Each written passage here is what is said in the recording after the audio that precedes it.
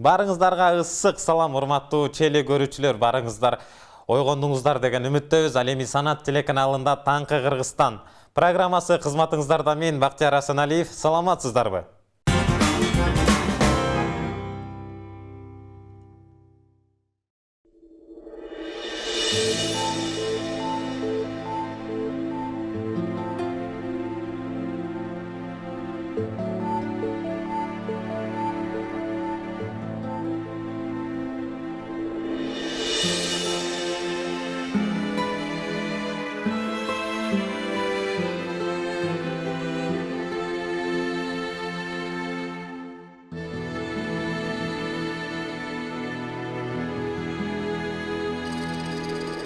Biz жолуктук, качан билбейм үмүтүм.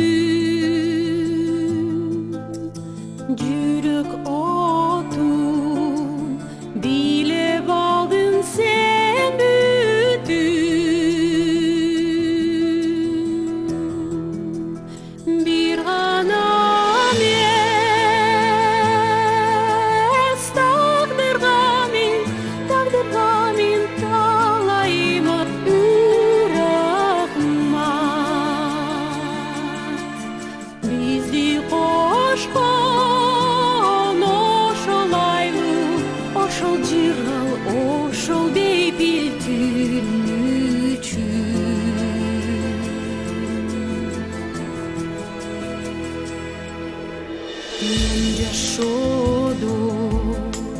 канча жолу ыйладым,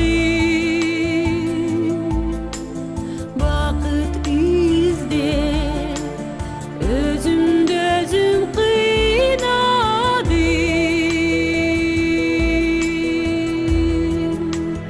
Жолукканда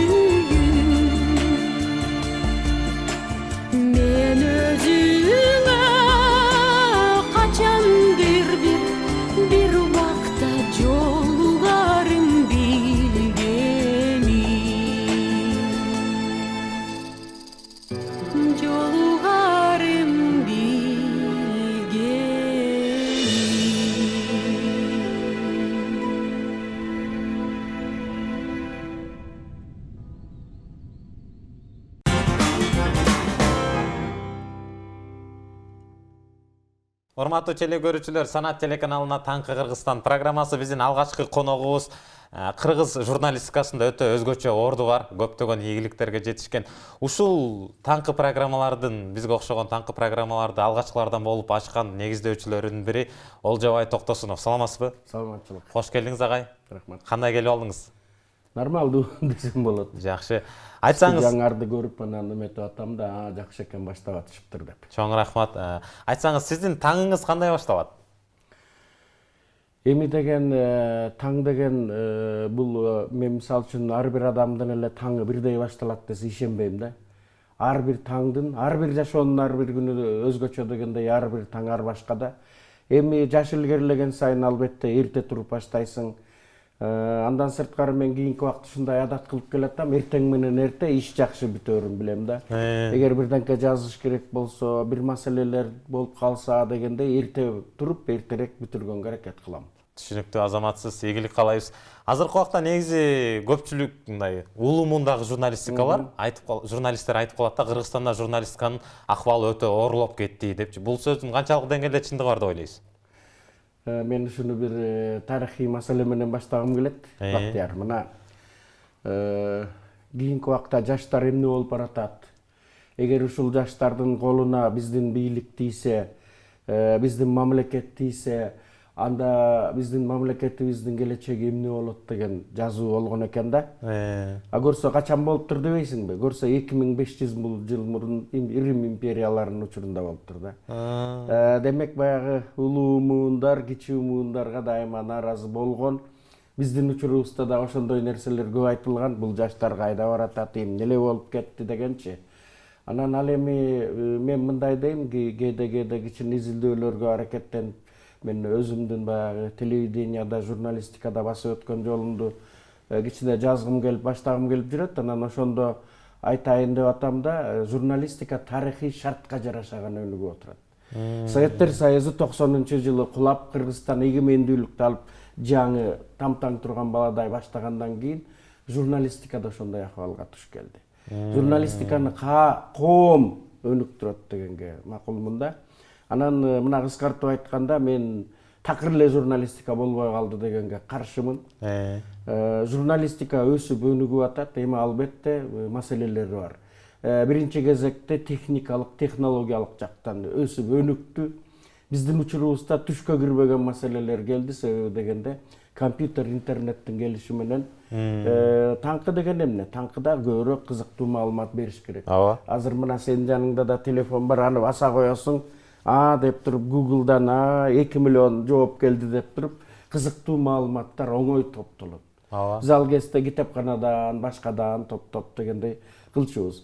Эми албетте эмне мисалы үчүн кемчиликтерди байкайм дегенде мен бардык эмес, айрым жаш журналисттердин биринчиден билимдери терең болушун каалайт элем. Экинчиден адистешип алышын каалайт элем. Журналистика ушунчалык кенен тармак, бардык тармак боюнча адис болуп кете албайсың. Мисалы үчүн бизде бир-экин тармакта гана медицинаны медиктер алып барып жүрөт дегендей. Экономика деген маселе бар, муну экономист алып барыш керек. Айыл чарба деген, биз айыл чарба регионбуз да. Айыл чарбасын билген адам алып барыш керек дегендей да. Мен ошон үчүн бүгүнкү күндөгү жаш журналисттерге бир эки эле нерсе каалап кетет элем. Билимин тереңдетсин, анан темасын тандап алсын. Жакшы. Негизи азыркы убакта мындайча айтканда интернеттин өтө өнүгүп аткан доору да. Анан ар бир эле кыргыз жаран, ар бир эле инсан мындайча айтканда журналист болуп калды десек жаңылбайбыз да. Каякта кандай окуя болсо тарта коет да, киргизе коет. Буга көз карашыңыз кандай? Эми бул 1900-жылдардын башындагы адегенде радионун пайда болушу, анан телевидениянын пайда болушу менен ушундай сөздөр жүргөндө, мисалы үчүн театрга байланыштырып телевидение жана кино пайда болгондо айтышкан. Театр өлдү деп. Өлгөн жок. Өнүгүп атат, башка формаларды издеп атат. Ошол сыяктуу телевидение менен интернеттин ортосунда азыр өтө күчтүү карама-каршылык бар. Эми телевидениядагы, интернеттагы аларга көрөрман керек. Мисалы үчүн эмчен жанагы мага миллион киши жазылды деп эле жазылган кишини санап калдык. Бул көрөрмандар да. Анан ошондо интернет телевиденияны талкалап кетет.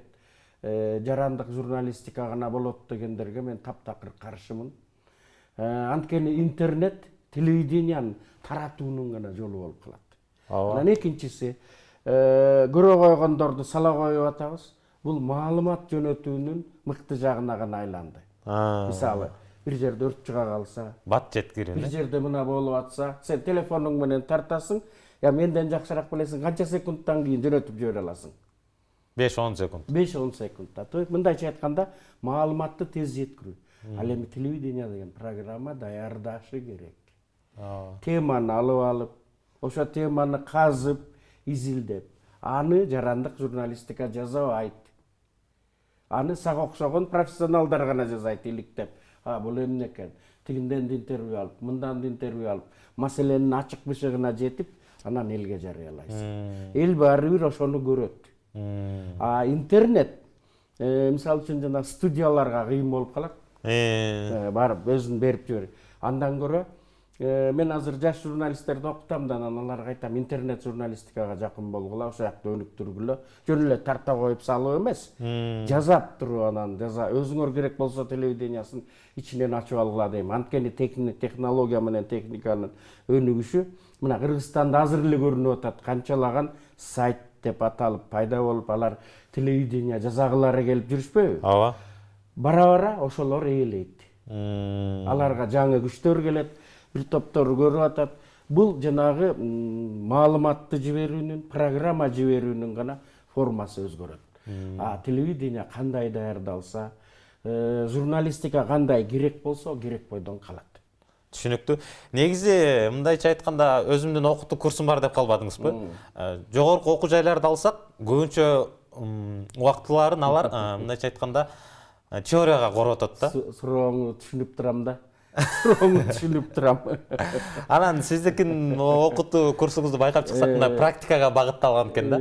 Бунун себеби эмнеде деп ойлойсуз? Мен мындай деп эсептейм да. Кичине дагы бир эле мүнөт тарыхка кайрыла кетейин. 75-жылдардан кийин бул жерде мен улуттук журналистикада окуп калдым. Анда Кыргыз мамлекеттик университетинде бөлүм эле 25 эле жигит, кыздар, биз жигиттер окучубуз. Анан мен сендей болуп, мындай эмете берчүмүн да, ойлоно берчүмүн. Мен журналист болгон атсам, газеталык журналист болгум келчү. Анан эмне үчүн бизди жаздырып көндүрбөйт? Эмне үчүн бизди интервью алып көндүрбөйт? Эмне эле теорияларды окуй берет? Деп мындай суктана берчүмүн да өзүмө, мындай эметипчи, башка жакта ушундай окушат деп. Анан 3 жылдан кийин тагдыр буйруп Ленинград университетинин Санкт-Петербург. Ошол жакка калган 3 жылын окуп калдым дагы, өзүм эңсеген нерсени көрдүм. Көрсө, тең мугалимдер теоретиктер экен, тең мугалимдер практиктер, газеталарда иштейт, телевиденияда иштейт. Теоретиктер бир сыйра теориясын айтып бергенден кийин практиктердин сабагы башталат да, алар колуң менен жазатып көндүрөт. Мен журналистиканы эмнеге салыштырам? Жакшы мебель жасаган адамга. Эмнеге? Анткени сен бирөөнү мебель жасатып алгың келсе, анын дипломун сурабайсың. Жасаган ишиңди көргөзчү дейсиң. Анан могу шкаф жакты мага, бирок өңүн башка кылып, бирок тиги жерин чоңураак кылып жасап бер деп айтасың. Журналистика ошол сыяктуу. Мисалы үчүн санат телевидениясына кызматка алыш керек болсо, эми дипломдорун, сертификат деген эме көбөйдү, ошолорун караар.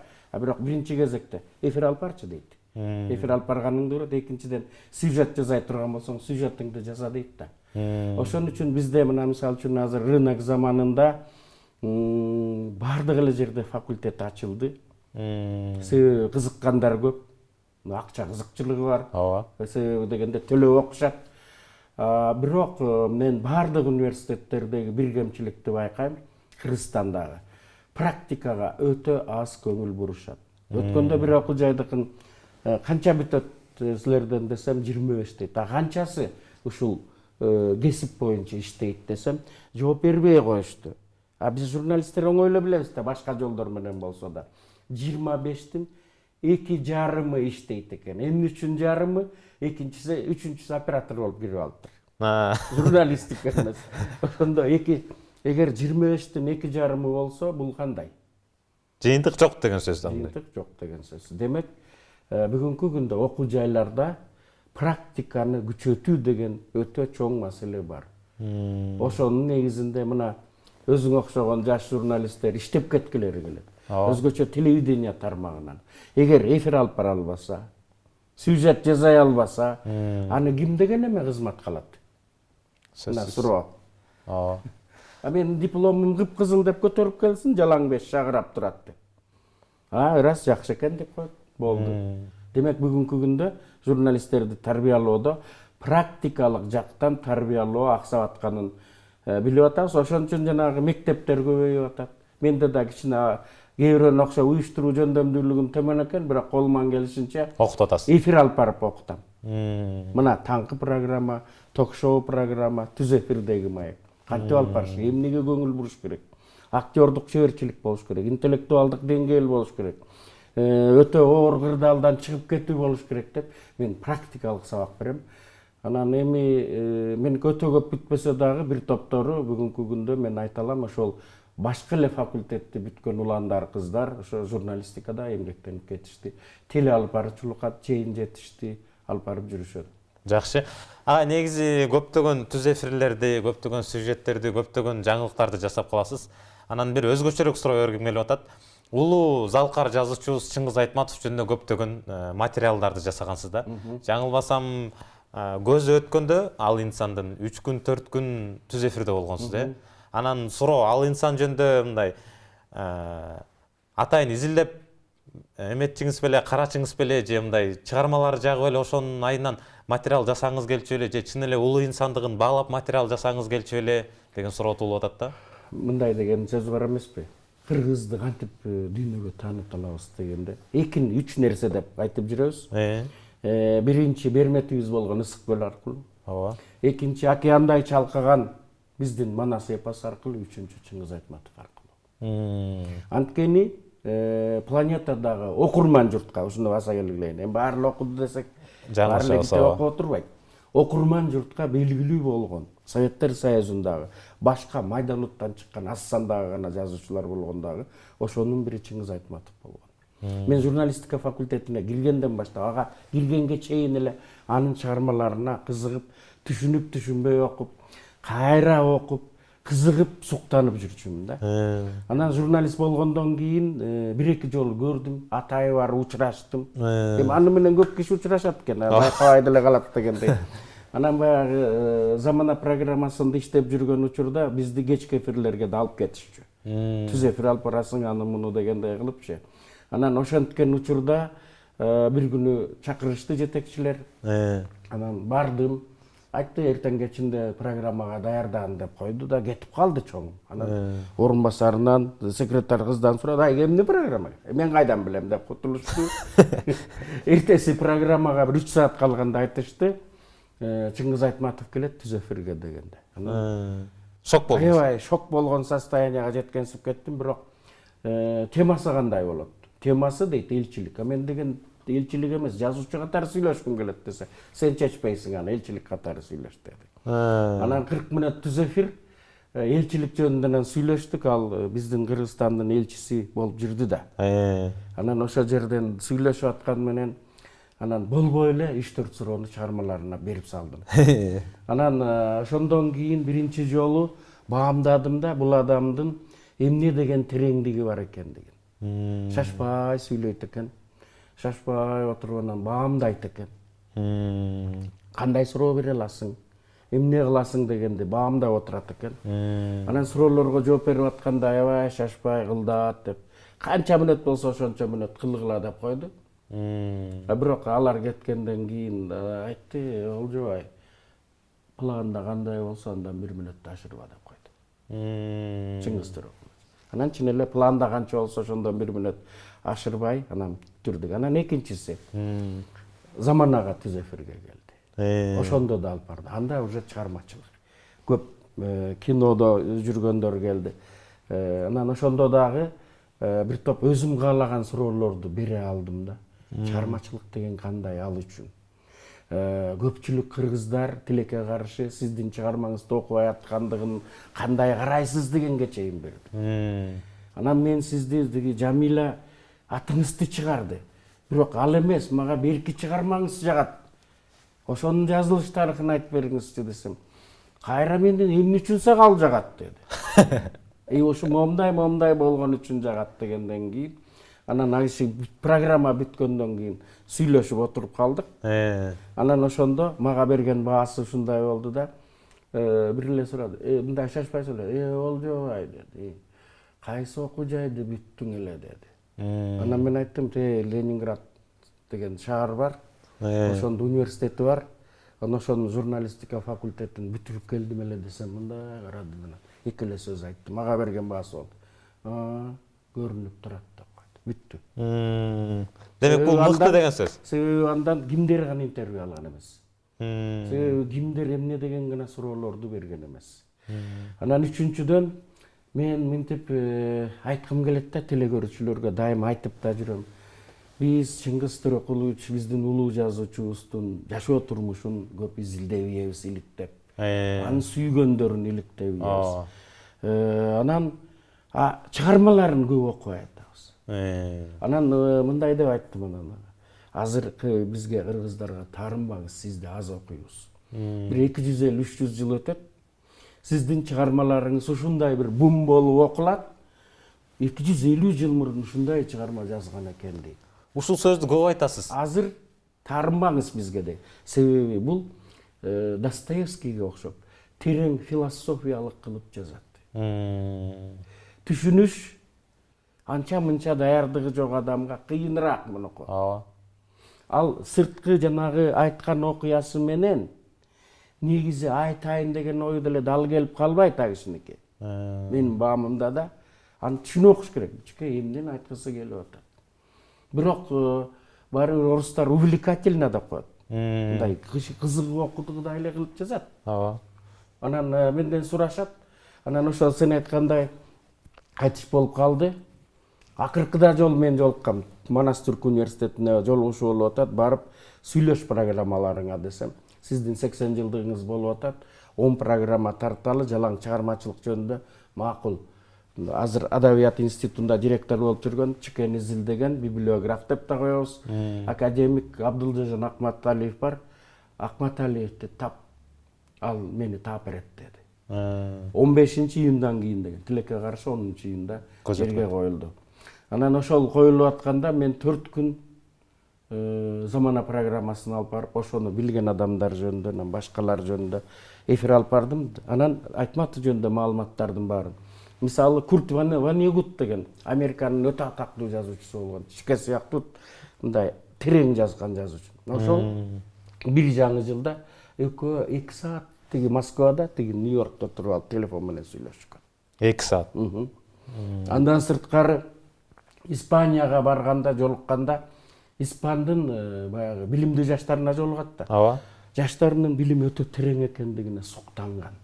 Жана көптөгөн ушундай окуялар болгондо анан мен баягы эфир дегенди толтуруш деген деле кыйын. 2 саат бирөө кечигип келет, бирөө эрте келет дегендей. Анан ошондо чыгармалары жөнүндө өзүмдүн оюмду да айтып, мен үчүн азыркы күнгө чейин ошол оюмдамын да. Чыңгыз Айтматовдун мен үчүн өтө жогорку деңгээлде жазылган чыгармасы Деңиз бойлогон ала дөбөт. Анан ошентип айтпайынбы эфирден. Анан таластан бирөө чалды дейт. Ал эмне деп атат? Негизги кыйын чыгармасы Жамиля. Деди да анан мен күлүп туруп айттым, мейли, ал оюнда кала берсин. Атагын чыгарган чыгармасы Жамиля. А бирок как сүрөткөр катары менин оюмча. Мага бир тоо кошулат болуш керек деп ишенем. Анын жана Деңиз бойлогон ала дөбөт. Беги пес, бегиши краем море. Өтө жогорку деңгээлде жазылган. Жакшы. Мына ушул чыгармасын баалайм да. Өтө кызыктуу жана пайдалуу жооп болду. Анан сиз Айтматовдун чыгармаларын ушунчалык жогорку деңгээлде баалайсыз, мен дагы баалайм. Атайын сизге даярдап бир оюн даярдап койдум эле. Оюндун шарты жөнөкөй эле. Чыңгыз Айтматовдун чыгармаларын билбей калам го. Чыңгыз Айтматовдун чыгармаларын алмак-салмак айтышабыз. Кимибиз токтоп калат экенбиз. Мен баштайын Гүлсарат. Кайсы тилдегисин айт? Бул ушуники 2 тилде тең жазылды. Кыргызча айтабыз жана. Кыргызча айтабызбы? Гүлсарат мен баштадым. Жамиля. Биринчи мугалим. Деңиз бойлогон ала дөбөт. Атадан калган тияк. Буранду бекет. Аны болсо кылымга тете күн деп да жүрүшөт. Кассандра тамгасы. Асма көпүрө деген аңгемеси бар. Тоолор кулаганда.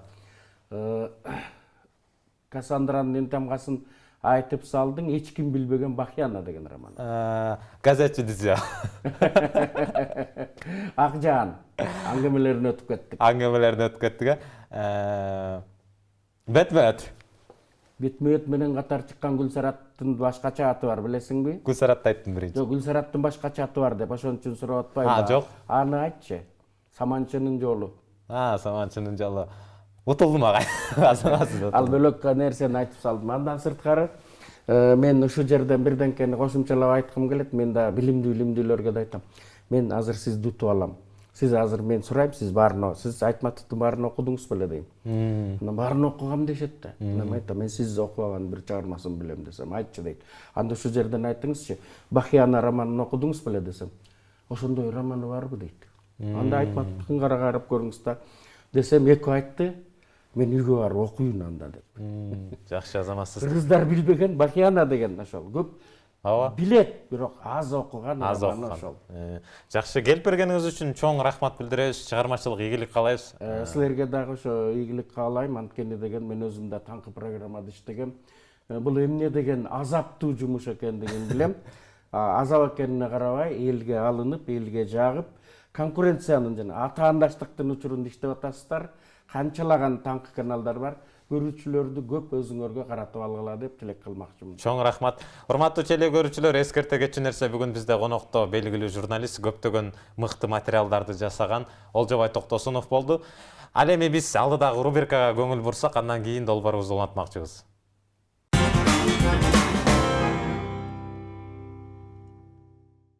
Президент деген ким? Атам президент деген ал болсо Кыргызстанды башкарат. Президент деген ал мамлекетин башкарат. Мамлекетти кантип башкарат? Жаңагындай кантип өнүктүрүш керек экенин, көп мындай нерселерди жана коррупцияга каршы эме. Президент деген Сооронбай Жээнбеков. Ал эмне кылат? Ал кишилерди башкарат. Анан Кийин деген мектептердин башкарат, жумуштарды башкарат. Президентти тааныйсыңбы? Ооба. Ким? Чың Сатматов деген Сооронбай Жээнбеков. Амантур. Ленин деген ким? Жазуучу. Эмнелер жазган ал? Эме жомокторду. Жомоктор жазган, э? Ооба. Советтер Союзу деген жомок. Сталин дегенчи? Сталиндин ал орус элинин бийчиси. Бийчиси, э? Ооба. Жана Атай Өмүрзаковду бийчини ошол утуп салган, э, финалдан. Ооба. Ленин деген тааныйсың? Тааныбайсыңбы? Ким ал? Билбейм. Уккан эмес белең? Ооба. Сталин дегендичи? Билбейм аны деле. Мирбек Атабеков дегендичи? Билбейм аны деле. Ленин деген ким? Ленин? Билбейм мен. Билбейсиңби? Жок. Ким болушу мүмкүн? Кандай деп ойлойсуң? Ырчы же бийчи, актер? Ырчы. Ырчы, э? Ооба. Сталин дегенчи? Сталинди мен дагы билбейм ошону. Эмне болушу мүмкүн деп ойлойсуң? И писатель деп ойлойм адам. Писатель болушу мүмкүн, э? Кандай эмелер жазган деп ойлойсуң? Историяларды. Историяларды, э? Ооба. Кантип турмушка чыгыш керек, э? Кантип аял алыш керек деген, э? Ленин деген ким? Жок. Ленин деген. Билбейт ким? Билбейсиңби? Эмнеге?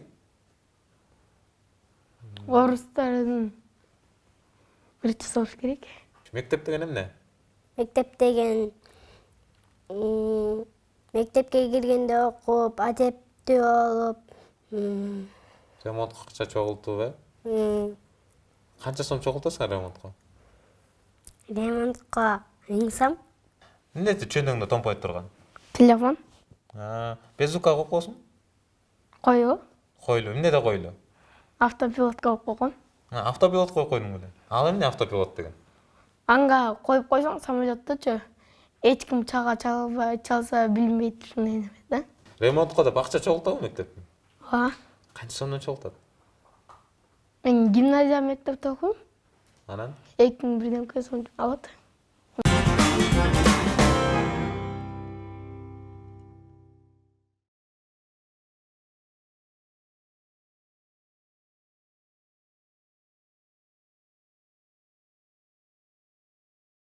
дос кызыбыз келди.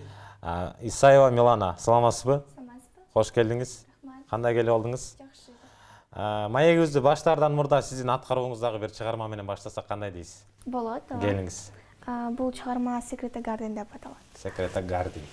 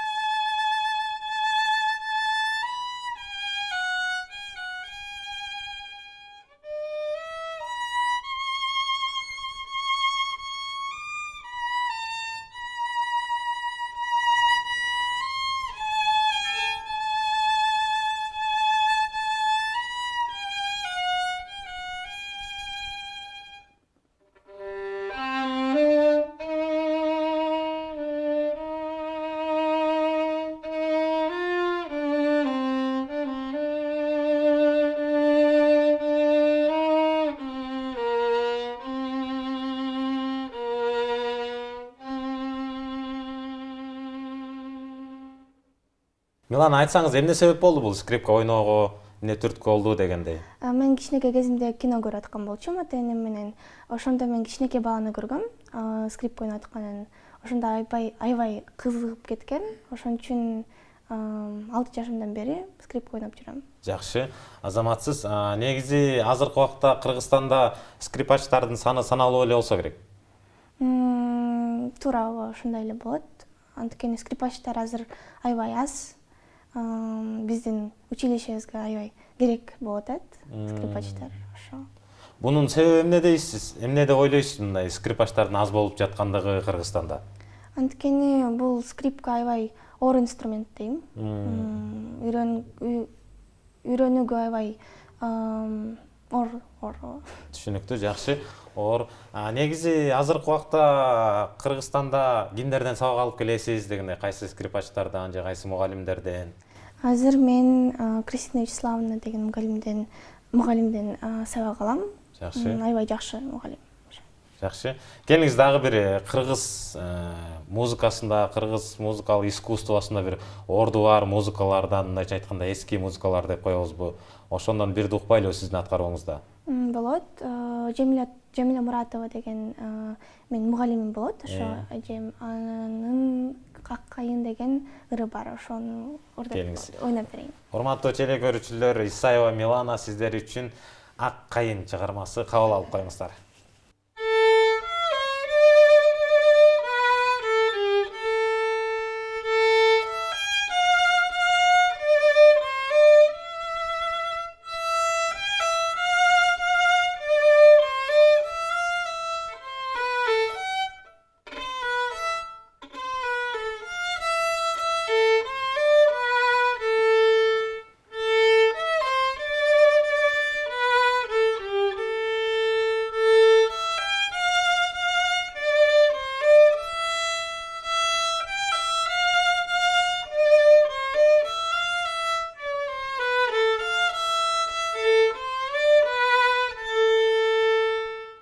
Демек, бир сапаттуу классикалык музыканы даярдоо үчүн канча убакыт кетет? Бир айдай кетет го дейм. Бир айдай убакыт кетет. Чоң рахмат Милана, келип бергениңиз үчүн сизге чыгармачылык ийгилик каалайбыз.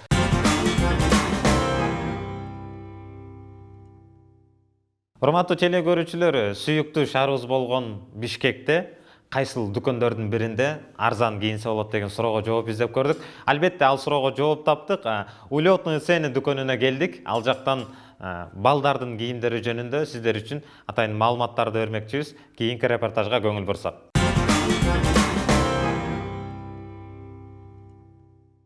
Саламатсыздарбы, урматтуу телегөрүүчүлөр, биздин дүкөндө кичинекей балдарга ылайыктуу кийимдер өтө көп. Сиздерди тааныштырып кетмекчибиз.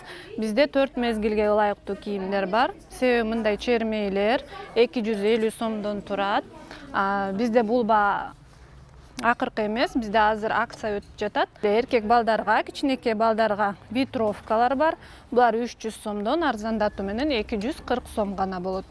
Ошондой эле кыздарга ылайыктуу плащтар бар, джинсы ветровкалар бар, костюмдар бар. Булар шортиктери менен, булар дагы кичинекей кыздарга рубашкалар, муну туника кылып, лосина менен кийсе болот. Булар 180 сомдон турат, арзандатуу менен 144 сом гана болот. Ошондой эле бүгүн бизге жаңы футболкалар келип түштү. Алар 150 сомдон, арзандатуу менен 120 сом гана. Ошондой эле кыздарга курткалар, костюмдар, булар лосиналары менен ар кандай түстө. Жеңи узун кыздарга футболкалар, булар 180 сомдон, арзандатуу менен 144 сом гана болот. Ар кандай түстөгү кыздарга ылайыктуу бут кийимдер. Көбүнчө бизде спорттук стилдеги бут кийимдер абдан көп. Мисалга алсак, бул 250 сомдон турат. Кыздарга ылайыктуу арзандатуу менен 20% арзандатуу менен бул 200 сом гана болот. Ошондой эле бул дагы кыздарга дагы, балдарга дагы ылайыктуу бут кийимдер. Булар 230 сомдон, арзандатуу менен 184 сом гана болот. Кыздарга ылайыктуу балеткалар бар. Булар 200 сомдон, арзандатуу менен 160 сом гана болот. Сиз кийим гана эмес, сумкаларды да ар кандай аксессуарлар тапсаңыздар болот.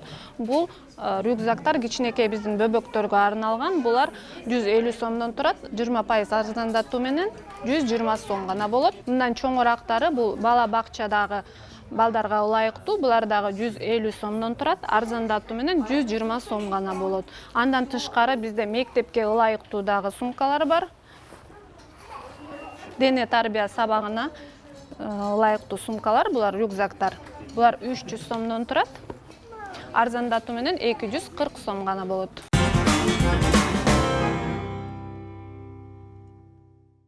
Дагы бир жолу кутман таң, урматтуу телегөрүүчүлөр, Санат телеканалына Таңкы Кыргызстан теледолбору.